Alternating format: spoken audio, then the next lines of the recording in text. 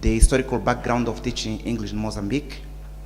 I'm going to talk about the problem that has motivated this study, and I will also talk about both the objectives of teaching English in Mozambique and the objectives of this study. I'll then move to the section of methodology, where I'm going to discuss the main methodological approaches that have guided our data collection and our data analysis. In the section of literature review, I'm going to discuss a couple of principles and theories that have sustained our arguments in the section of data analysis and the discussion before coming to our conclusions. The teaching of English language has taken a prominent place in Mozambique system of education from the mid-1990s, according to Mawere 2015. The participants of the first conference of the teaching of English in Mozambique that was held back in 1994 determined that English plays a crucial role in the economic development and the reduction of poverty in the country. And it was in the same conference that it also determined that this subject should be taught as a compulsory subject in all the secondary schools and the professional colleges. It was decided in the same conference also that appropriate and sufficient provision of class readers and the supplementary material is necessary to guarantee efficiency in the teaching of English in Mozambique. Years later, with the 203 curriculum reforms, English is then introduced at the upper primary school, which gave students 2 more years of experience of English, mainly because of its importance internationally in the scientific, business, and the social domains, as well as in the regional integration of the country. The objective of teaching English in Mozambique, according to the Minister of Education, is to develop communicative skills in order to enable the Mozambicans to integrate in the Anglophone world in general, and particularly in the Southern African Anglophone region. However, this objective is far from being achieved, because when we look at the learners' performance in English, we have students who complete their grade 12, but they are unable to communicate in English, and the communicative skills outlined in the objectives of teaching English in Mozambique are far from being achieved. Mawere 2015 carried out a study on the problems of teaching English in state schools in Gaza province, and he concluded that the textbooks being used in most of the state schools are unsuitable for the education goals outlined in the English program. Mawere also concluded that the students lacked the opportunity to use English beyond the classroom. And he then said that these 2 factors greatly hamper the education achievements in the English subject. In a nutshell, although the objectives of teaching English in Mozambique are very clear, and there are policies put forward to promote the teaching of English in Mozambique, the results, as I said previously, are far from being achieved, and the studies seem to suggest that, among others, the teachers of English, they have to rethink on the material used to enhance the language acquisition process. The objective of this study is to analyze the impact of authentic reading material in the development of the communicative competence in the learners of English in Mozambique. Reflected from this objective, we intend to describe the importance of authentic materials. We intend to identify the impact of the use of authentic materials in reading classes, and we also intend to suggest some activities for the use of authentic materials in the reading lessons, particularly in grade 8. This study is mainly qualitative, although we use a couple of techniques from the quantitative research method. It's an action research because we implemented the authentic material in our focused group. It's a case study, as I've mentioned previously. It's a comparative study because we divided our respondents into two groups, the focused group and the controlled group, and we tried to analyze the results that we had in the two groups. And of course, we used the inductive method in the data analysis. We observed a total of 12 lessons, being 4 lessons prior to the introduction of the authentic material in our focused group. We observed 220 students, and we administered a questionnaire to a total of 80 students. We interviewed 3 teachers, and we administered the 2 tests to 216 students, being 1 test before the introduction of the authentic materials and the second test after the introduction of the authentic material. Out of 748 students attending grade 8, both at Tavern and the Shongwen Secondary School, we randomly chose a sample of 220 students. Noonan 1991 defines authentic materials as materials produced for purposes other than pedagogic purposes. So these are materials that were not necessarily designed for the teaching purpose. And PIPOC 1997 has quoted in term 2014 defines authentic materials as material produced to fulfill a social purpose in the language community. We've brought some illustrations of some authentic materials that we think that could be used in the foreign language class in Mozambique to promote or to enhance the development of the learner's communicative competence. These materials are rife in the households in Mozambique. They are at the students' reach. That is why we think that this could be used in the foreign language classes. If we look at the curriculum goals, be it at the secondary school and the grade 8 reading curriculum, coupled with NERCI's principle, we see a common element in the 3 aspects here, that is the authenticity in learning. The secondary school curriculum aim is to prepare the youth to their life, that is to apply their skills in problem solving. So they are looking at learning in a real life situation. This is what NERCI says when it says that the ideal should have been that the all learning took place in a real life situation. And the objectives of teaching reading in grade 8 is to read short, simple texts, find specific, predictable information in simple, everyday, authentic material. So we think that the use of authentic material has basis in both the objectives of teaching in secondary school, the objectives of teaching in reading, and it is also connected with what NERCI tries to bring in.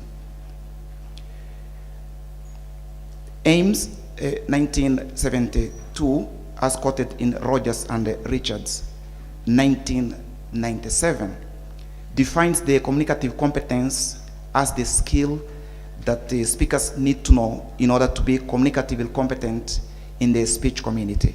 So this is the skill that the Mozambican learners, they need to acquire to be communicatively competent in the Anglophone world, and particularly in the South African Anglophone world. We are going to analyze how the authentic material have impacted the students' level and quality of participation, their motivation, their school performance, the native language use, the teaching approach, and the communicative competence. We observed 4 lessons prior to the introduction of the authentic material, and we realized that in the 4 lessons that we observed, only 26 students participated in the lessons, out of 206 students. In Mozambique, lessons have a length of 45 minutes. The 4 lessons, if my calculations are right, then we had 160 minutes. And out of 160 minutes, only students, they spoke only in 47 minutes. And of course, the teacher spoke in 113 minutes, making the teacher talking time much higher than the students' talking time. According to Noonan 2002, second language or foreign language learning is made easy when learners are actively engaged in attempting to communicate, which we did not see this engagement in the 4 lessons that we observed prior to the introduction of the authentic material in the focus group. We then observed, as I said, 4 more lessons in both schools, 4 in Taven and 4 in Chongwen Secondary School. And we observed that the level of students' participation gradually increased when authentic materials were used. In the first, that was before the introduction of the authentic material, the level of participation was to 14.7. In the first lesson, when the authentic materials were introduced, the level of participation increased to 33%, and in the third lesson, it increased to 44.1%. According to Errol and Seal 1991, as quoted in Lytton 2014, the use of authentic materials in classrooms context promotes learners' interest in the lesson. We tried to measure the learners' motivation, though with some limitation. We listed the names of the subjects, and we asked the students to tick on the subject that they like most. And out of 8 respondents, 79 told us that they liked English, which made us assume that they were motivated to learn English. But unfortunately, that was not reflected on their class commitment prior to the introduction of the authentic material. After the introduction of the authentic material in our focused group, we observed that learners were willing to take part in the class tasks. Learners were participated more than before the implementation of the authentic material. And learners showed great interest in the lessons. According to Lever 2005, David 2010, the motivation is very important in the class performance or in the learner's performance. We then evaluated the class performance in the 2 groups. I said that we administered a test prior to the introduction of the authentic material, and then a different test to the 2 groups, the focused group and the control group, after the introduction of the authentic material, right at the end of our study. Our findings were that at Taven Secondary School, the first test, our focused group performed, they had a performance of 86%, and our control group had much better performance. They had a performance of 91%. After the introduction of the authentic material, we administered a second test, and we found out that the focused group, the group where the authentic material were introduced, they had a drop from 86 to 80%, which represents a drop of 6 digits. And the control group where the authentic materials were not introduced, they had a drop of 8 digits, if my calculations are right, from 91 to 83%. In Shongwen Secondary School, we found a similar situation. The focus group had a performance of 68% in the first test, and in the second test they had a performance of 84%, which shows an increase of 16 digits. And the control group, in the first test they had a performance of 65, and in the second group they had a performance of 75, which represents an increase of 10%.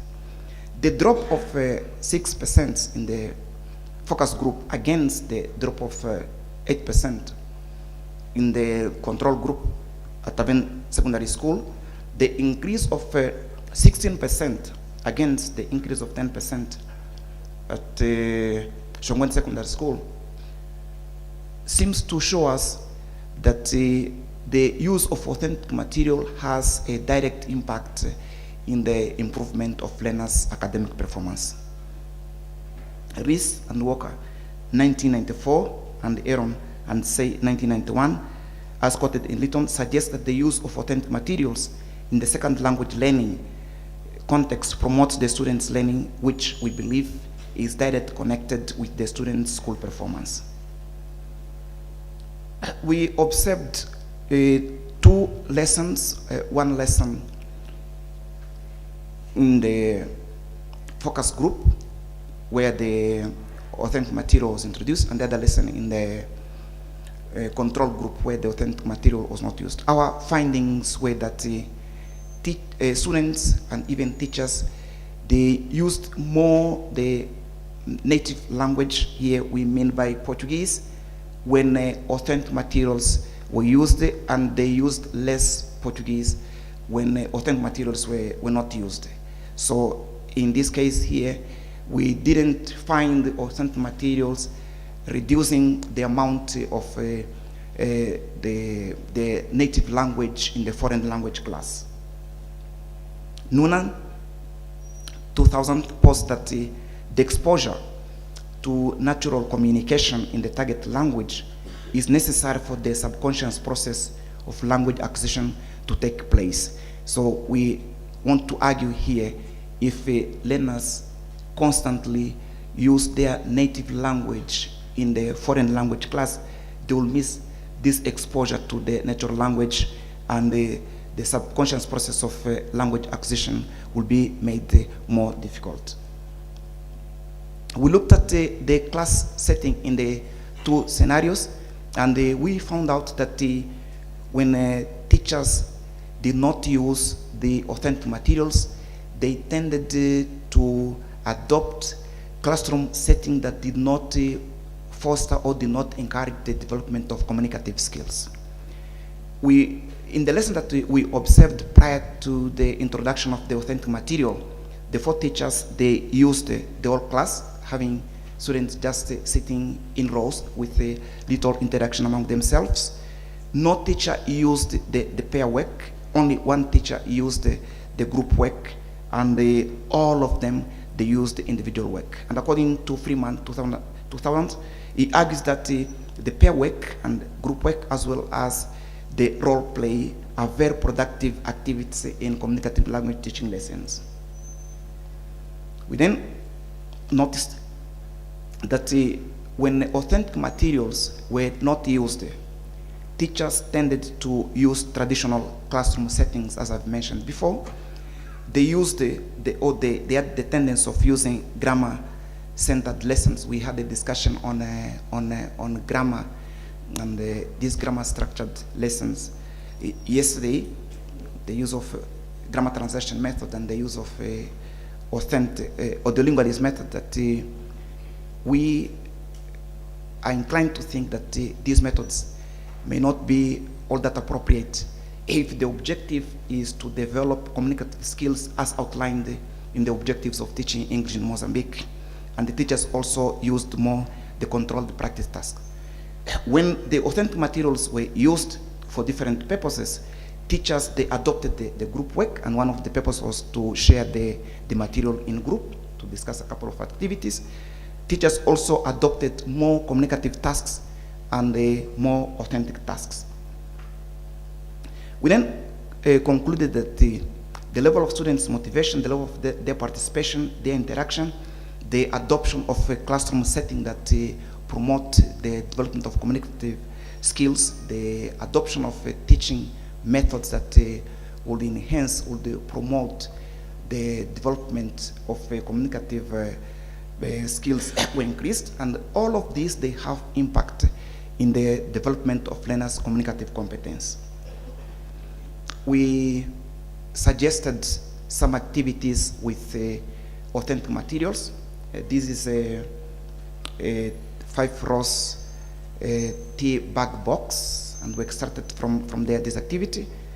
Read this text and demonstrate how to prepare a good cup of tea.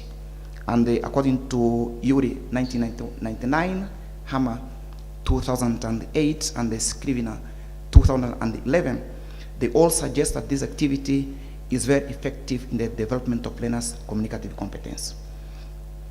We also suggested this activity: read the text and correct the mistakes in forms of the degree of adjective. We see 2 adjectives there, high and good, and grammatically used.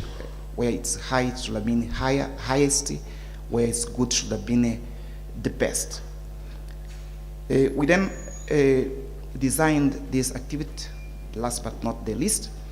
Read the text and order the pictures. So these are the pictures that we took from the 5 rows tea box. We just cut them and put in different order, and we asked the students to read the text which is on the 5 rows tea box and order these pictures according to the text.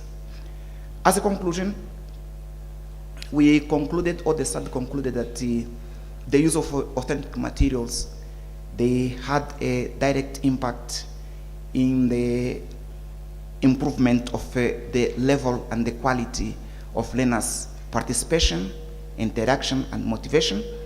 It also had a direct impact at the level of the school performance.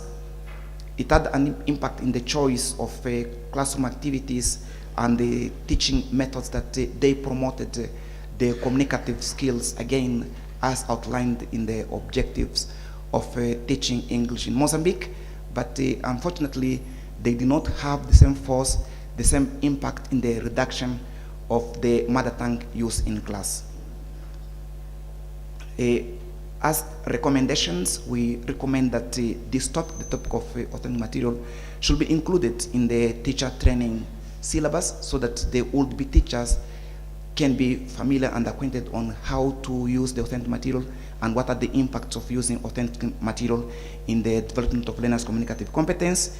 Teachers should be given the opportunity to design their own scheme of work, and the Minister of Education, in coordination with the provincial directions, should empower the supervision teams with a view to supporting the teachers. Last but not least, a profound study should be carried out in the strategies to be put in place for the better implementation of the use of authentic materials, particularly in the foreign language classes.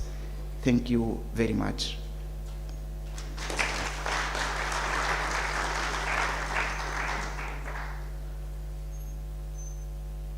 Thank you very much for a wonderful presentation. I was just thinking that we have signed all the pairs during BRICS and agreement. We will be presenting about how are we going to improve Mandarin in our schools. I'm not sure this study is going to replicate with us. Thank you very much. And I was pleased to also get Prof. Muloja to introduce, because I was also thinking that, how am I going to introduce this surname? And I'm going to say Mira de Jesus or what? And you know what, it's so difficult. Then I said, Prof. Muloja, can you please introduce? Thank you very much. We are going to continue for now, and I'm going to introduce some few procedure I'm going to call Prof. Rafapa, our research professor, to introduce and call our department, and I'm going to request the following procedure. After the presentation, the introduction by Prof. Rafapa, I would request you to play for us for some music while our guests are coming on board. Thank you very much. Let's give a round of applause again to our presenter.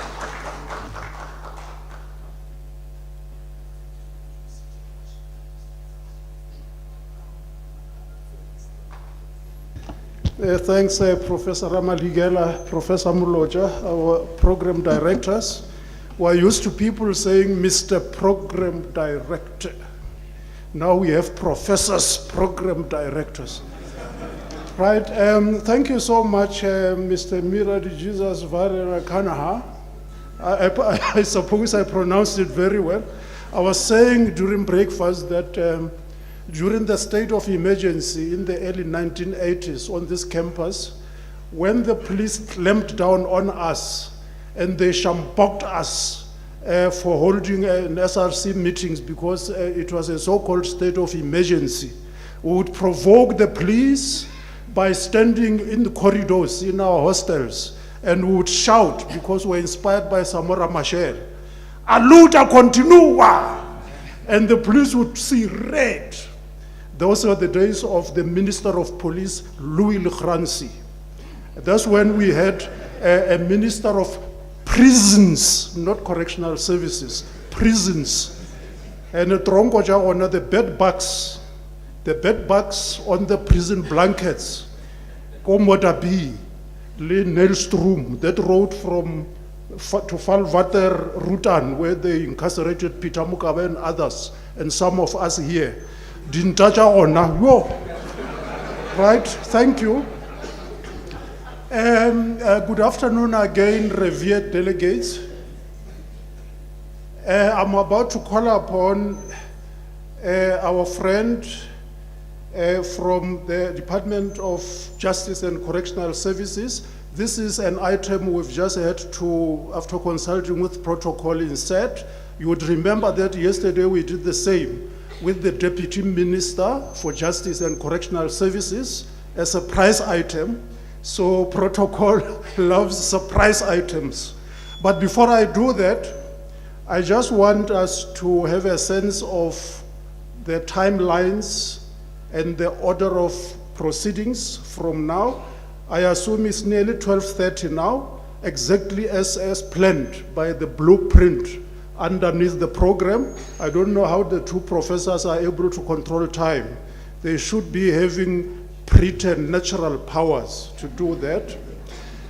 Now, 12:30. At 12:45, I shall return with a way forward. At 12:50, we shall have the Executive Dean, Professor R.S. Mautu, and she'll be giving us the closing remarks, wrapping up the two-day program. Of course, we have a third leg this evening at Meropa Casino, as you know. It will come under way forward.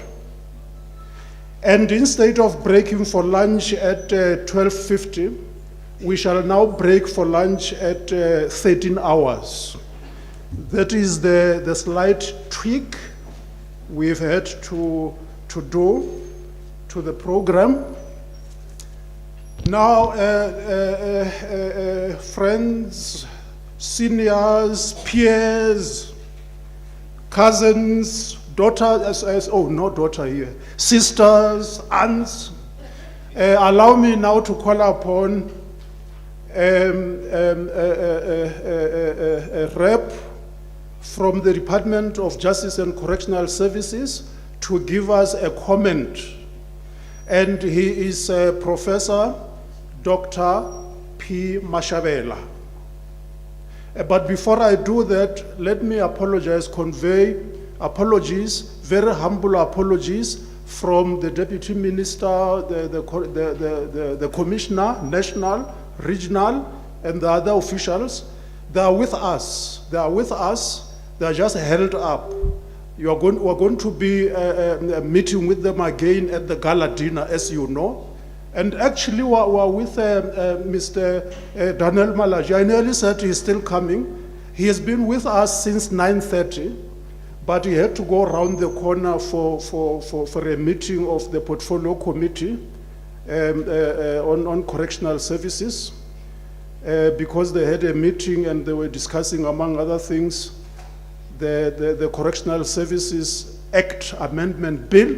So you see, yesterday we learned the Deputy Minister was busy with parliamentary business. That's why he couldn't be here physically. So I'm just trying to conjure up that spirit of oneness so we know we're not isolated and alone. We are one with Justice and Correctional Services. Professor Mashavela, let me introduce him briefly. By the way, Mr. Daniel Malachi Lanoto is the head of office in the office of the Deputy Minister for Justice and Correctional Services. There he is over there. Now, Professor Dr. Mashavela, he is with the Central Drug Authority, CDA, where he is chairperson of research. Professor P. Mashavela is also with the technical experts on drugs, UNODC, that is the United Nations Office on Drugs and Crime. And of course, also, Professor Mashavela is closer to the marrow, closer to the bone, and closer to our hearts. Professor Mashavela is advisor to the Minister of Justice and Correctional Services. Let me call upon Professor Mashavela to give us a word. Thanks.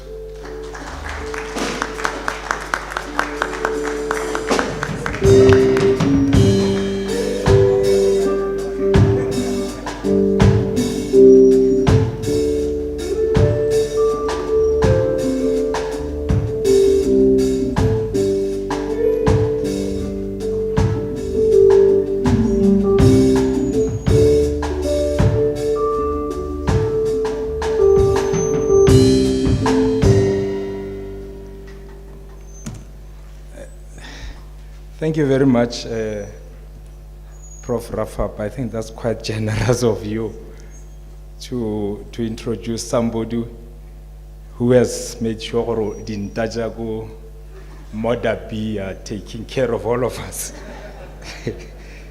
and I must just apologize also on behalf of everybody else. Since that was the president then, I'm told now it's Correctional Services. Now both the National Commissioner and the Deputy Minister Olumisa were here to confirm we no longer have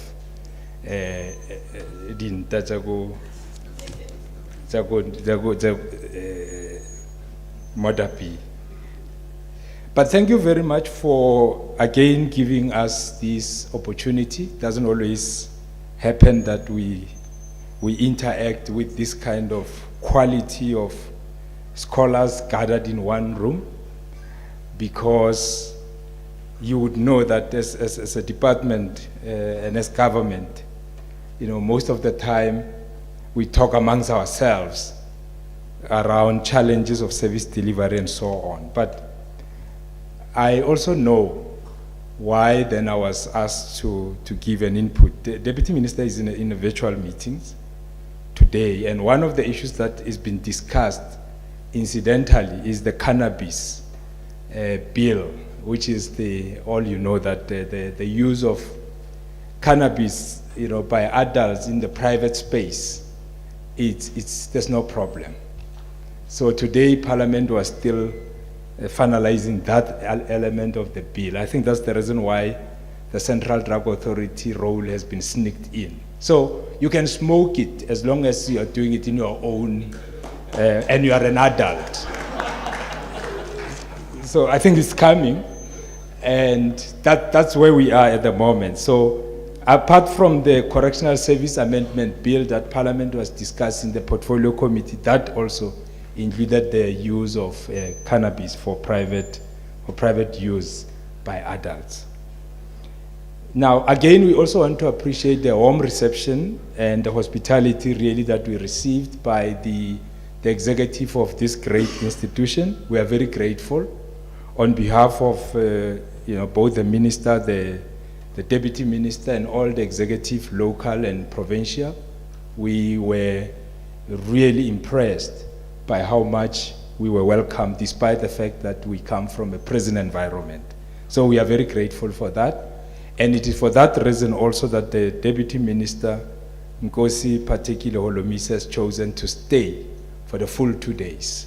And we are also grateful that most of the meetings are virtual, so he's able to participate, in parliamentary processes whilst he's looking forward to the gala dinner. But just last night, just around 10 or so,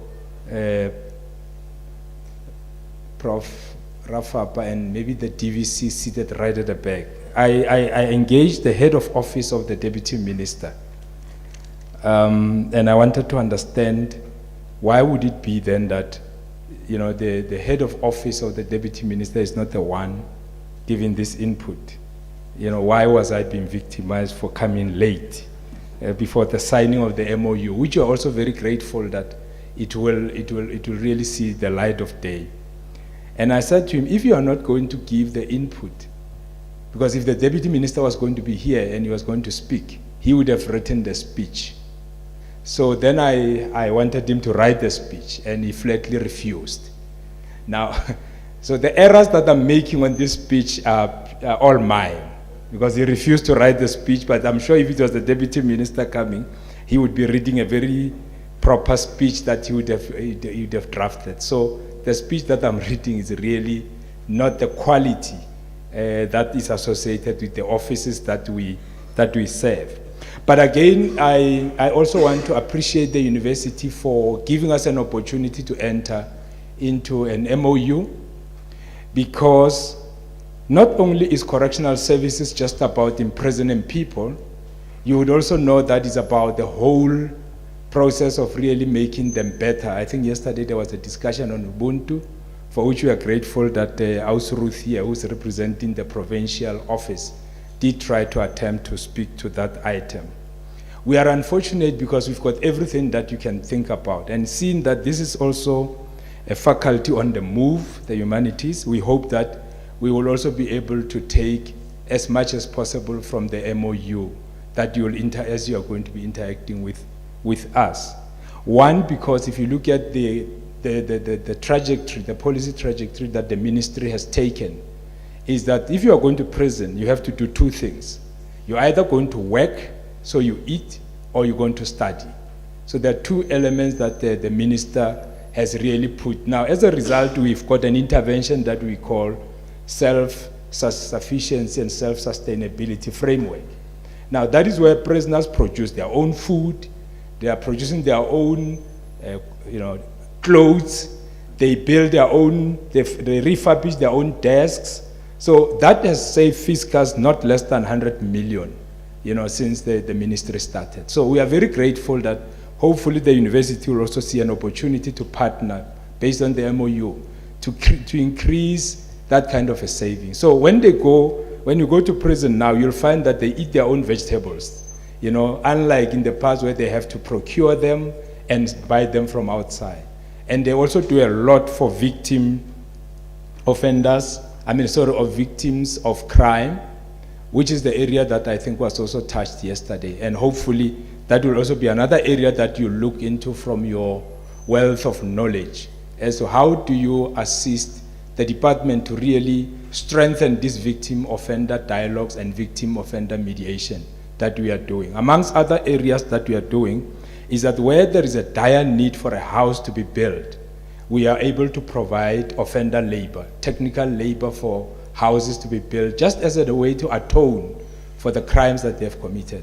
I mean, we can confirm that tomorrow, or is it Thursday, minister will be in Kuruman, in Katu, where the offenders have built a very beautiful house for an old lady who was in dire need for that. So those handing over of houses, desks that get broken, schools that get repainted. We do all that work. But we're doing it, and I'm sure you as academics, you can formulate some kind of case studies around that. So we welcome the partnership maybe to be extended to that.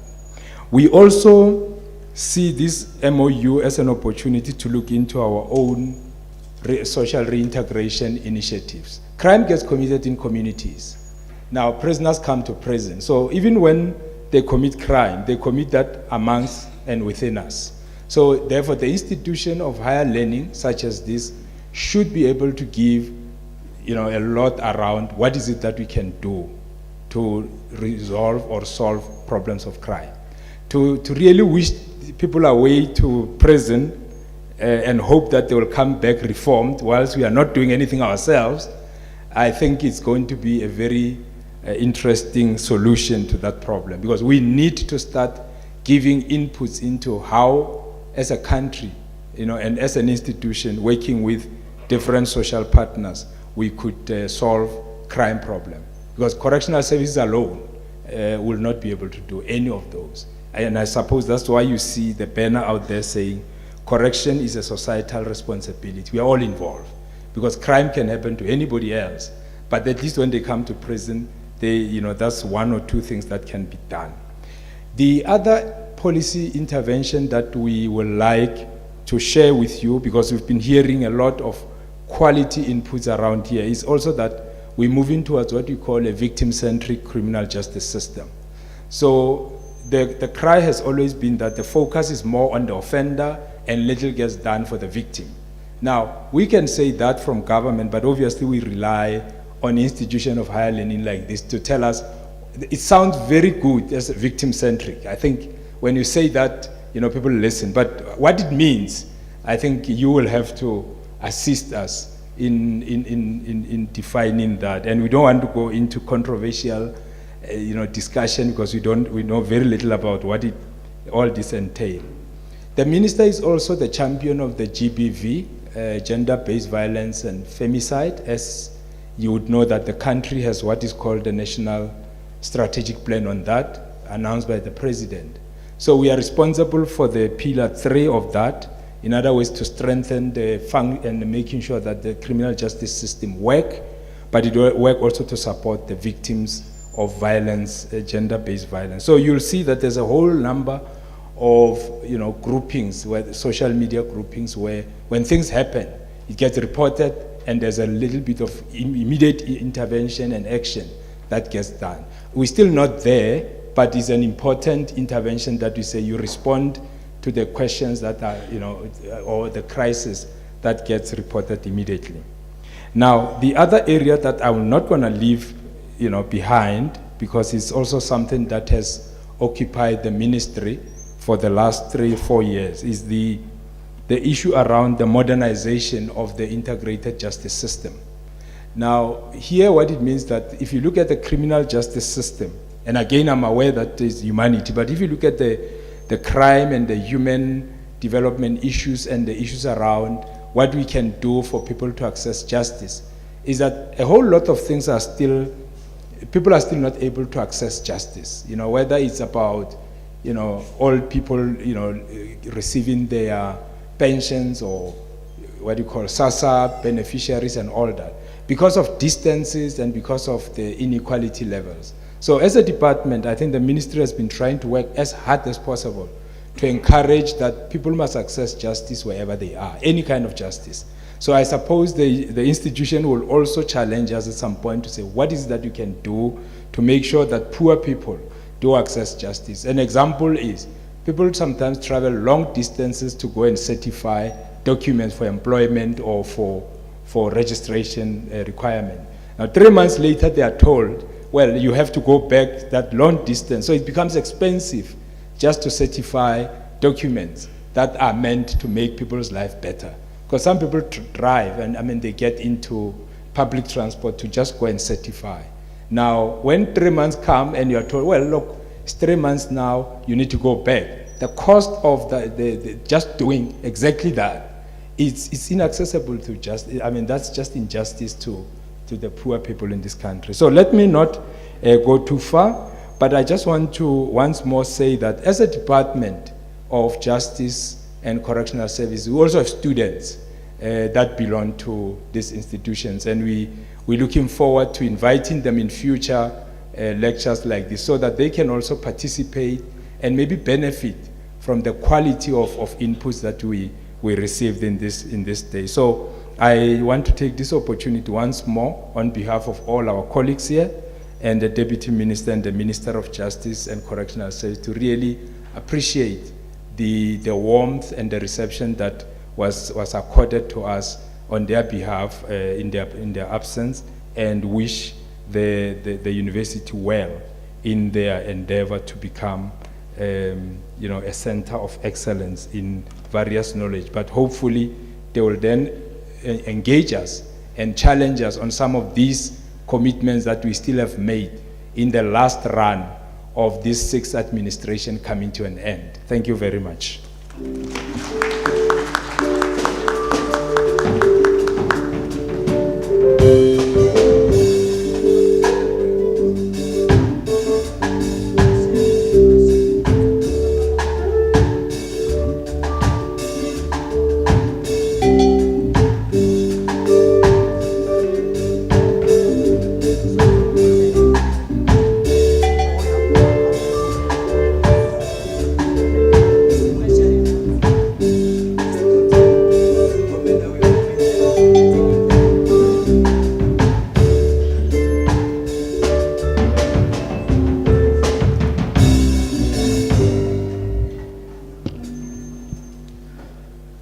May we please give a very big round of applause to Prof. Mashavela for outlining the benefits which are there for us as academics. We know that we are no longer referring to that as a prison, but correctional services.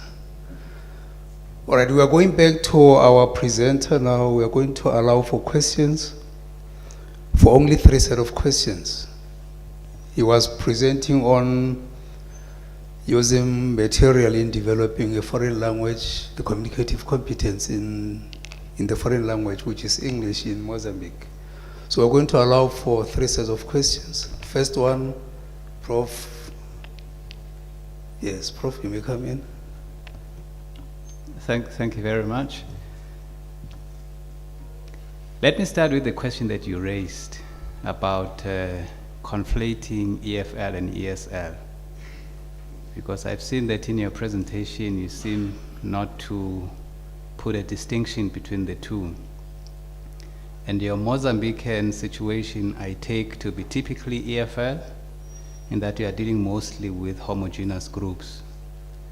But the attainment of communicative competence has more resonance in ESL, and hence most of the citations that you used, which immediately creates a disjuncture then in attaining the pedagogy of ESL, of EFL rather, whilst being grounded in the operations of ESL. And the motivations also of EFL that you want, I'm not sure whether you said you want to be grafted into the SADC Anglophone. What is the extent at which your students really get exposed into that sort of Anglophone orientation and essentially get to go there physically as what EFL would expect? Thank you. Thanks for the question. Let's have another one. All right, you may come in. Thank you, Chair. Quite a quick one. I'm tempted to believe that, you know, for the selection of instructional materials, one has to make sure that they are selected and are thus appropriate to the specific subject and the content. However, there has to be as well a number of considerations. One, the abstract nature of the material itself. Secondly, the contextualized learners' learning experiences that has got to be imbibed and then taken into consideration.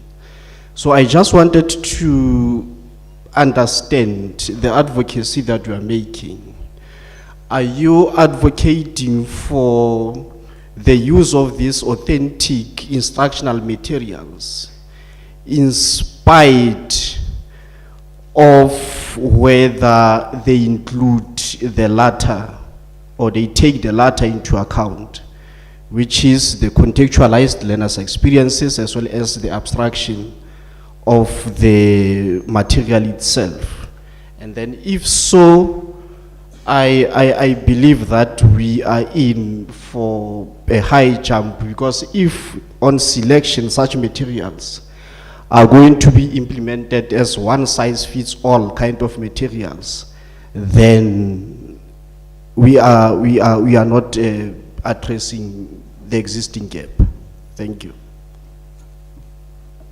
Okay, thank you. Let's have the last one.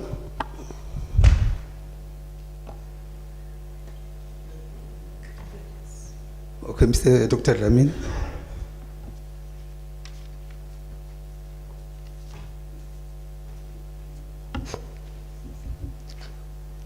I've got maybe a continuation, a little bit on the last question and then another question.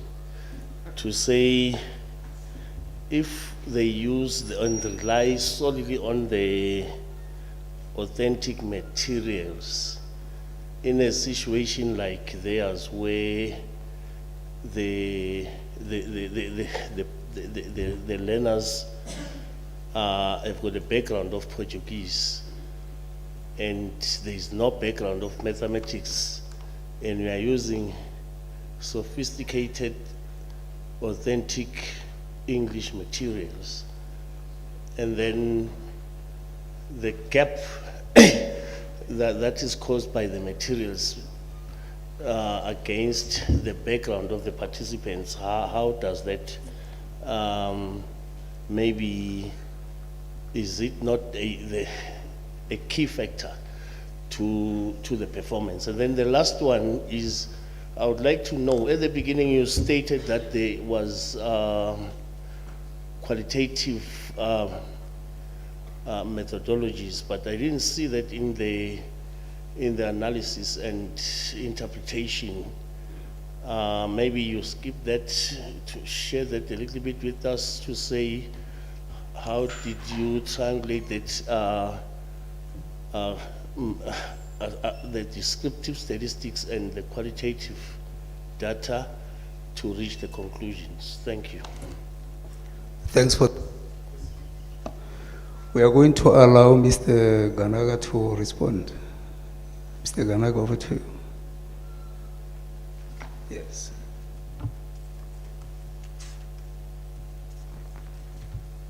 Thank you very much. Unfortunately, I didn't write down the names of the professors who asked the question, but even if I had written, I would have had problems in pronouncing them. So, I perfectly well agree with the first professor who says that there was no a clear distinction of, in my presentation, of the foreign language learning and the second language learning. The issue is that some authors, they use these terms interchangeably. And I quoted, for instance, Noonan. Noonan talks about the second language learning, but it's not clear whether he really talks about the advantages of using these materials with second language learning, or he was using the concept second language learning as others, they use it interchangeably. This is one reason. The other reason is that we found in our research that some of the benefits of the second language learning, they are also found in the foreign language learning. Or some of the techniques, some of the activities that they can be used to promote the second language learning can also be used to promote the foreign language learning. But all the same, I take the question. I will, for the improvement of my work, I'm going to establish a clear difference between the foreign language learning and second language learning. And of course, in Mozambique, we teach English as a foreign language learning. Now, to which extent do students have to SADC? I was simply quoting what is outlined in the objectives of teaching English in Mozambique. That is why I brought on, I wanted my discussion to be around, because we have an objective that we have to achieve according to the program. So then what can we do to achieve that objective? That is why I tried to focus my discussions on the development of the communicative skill to enable the students to do what? To interact with the Anglophone world, and particularly with the Southern African Anglophone world. This is what's written in our objectives of teaching English in Mozambique. That is why I had that approach. With regards to the selection of authentic material, I perfectly well agree that there should be a care on how to select these materials in terms of, particularly in terms of objectives. In our opinion, what should guide the selection of this material should be what objectives do we intend to achieve in each unit, because we can't divert from the program that we are following. I was looking at the grade 8 program. So what we did was to run through the grade 8 program and see what are the unities that we can find authentic materials to supplement the material that have been suggested for that unit. Of course, there are many other aspects that they have to be taken into consideration before we select this material. It has to do with the level of complexity, with even the values that because if there is a material that may be against the value of the students, wouldn't take that material for the class. There are many aspects that they have to be considered in the selection of this material. We don't just select these materials randomly. There are criteria that we have to. So that is why one of the recommendations that I give is that we have to clearly study on how we have to use these materials, because they may end up hampering the objectives that we intend to achieve if care is not taken in the selection of these materials. There was a question on the complexity of the material. If the students, they don't have a good background of English, why do we then suggest that they should use this material? Because the language in this material, most often than not, is really advanced, as we defined. Because these materials were not designed for pedagogic purpose, they were designed for social purpose. How will the students then be able to explore and benefit from this material? One of the advantages of this material is that there are a lot of illustrations that they can back their understanding. That is why we brought the 5 rows T, and if you saw, apart from the text, with the pictures that could help the students to understand the message in the material. But I do agree that we should also consider the level of complexity in the selection of this material. For the question that I didn't answer, it's because I don't have the answer. But I promise that I will keep reading to improve, and I'm very, very grateful for the insight that I received.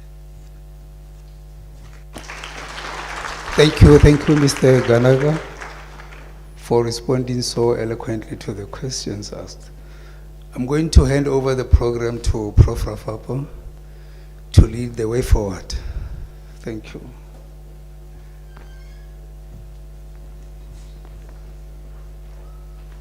Thanks so much, Professor. Ladies and gentlemen, this is a very brief item, way forward. The Executive Dean, my leader, Professor Mautu, will come with closing remarks. Usually it would have been closing remarks, then way forward. but we are moving towards a crescendo of the ceremonies, so she can descend the stage on the wings of music, befitting her stature as the head of the faculty hosting the proceedings, the signing of the MOU, the Department of Criminology and Criminal Justice, and all these and all this. So she will come after me. We are about to break for lunch. You are invited to lunch. The lunch will come to us here. We can scoop, return to our seating arrangements so that our appetite gets whetted by the music as we eat. But most importantly, we must observe protocol. The distinguished guests from the Department of Justice and Correctional Services and some honchos of the university on Monday had a briefing in the communication and marketing boardroom.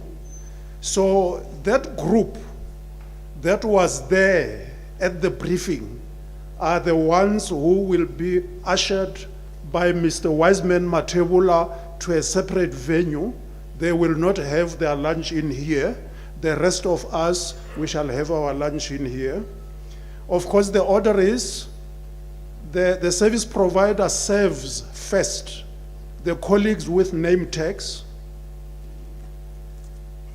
Now, you're also invited to dinner at 17 hours. So as we break, we can have our meal until 14 hours, after which we can go and freshen up and then meet at Miropa Casino for the gala dinner and the closing ceremony.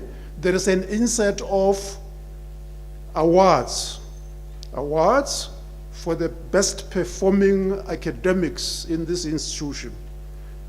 A real climax of the proceedings since Monday up to now. I think this brings my task to the end. On way forward,